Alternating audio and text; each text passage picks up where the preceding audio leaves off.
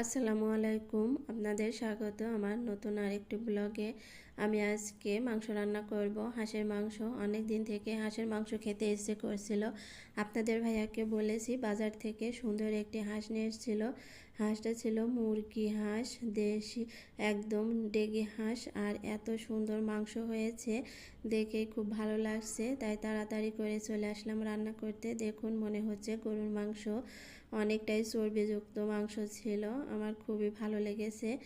এমন মাংস হলে হাঁসের মাংস মনেই হবে না রান্না করলে। তাই মশলা কষিয়ে নিলাম খুব ভালোভাবে। প্রায় 10 মিনিট ধরে আমি মশলাটা খুব ভালোভাবে কষিয়ে নিয়েছি, হালকা আছে। এখন মাংসটা ধুয়ে দিয়ে দিলাম, দিয়ে অনেকক্ষণ ধরে নেড়ে চেড়ে মাংসটা কষিয়ে নেব।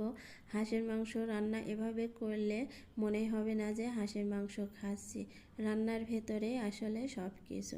আবার ছেলে বলল, আম্মু মাংসে রসুন দিও, রসুন খেতে খুবই পছন্দ করে, সেজন্য 3টা রসুন দিয়ে দিলাম বড় বড় দেখে। আর কষাচ্ছে অনেকক্ষণ ধরে।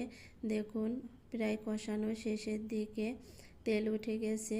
আর একটু নাড়াচাড়া দিয়ে মাংসে কিন্তু পানি দিয়ে দেব অল্প সামান্য পরিমাণ, যেহেতু আমি প্রেসার কুকারে রান্না করব। দেখুন, পানি দিয়ে দিয়েছি, দিয়ে আমি ঢাকনা লাগিয়ে 2 থেকে 3টা শীষ তুলে কিন্তু নামিয়ে নেব। এভাবে হাঁসের মাংস রান্না করলে খুব তাড়াতাড়ি সিদ্ধ হয়ে যায়, আর মশলাটা মাংসের ভিতরে খুব ভালোভাবে ঢোকে, আর খেতেও অনেক মজা হয়।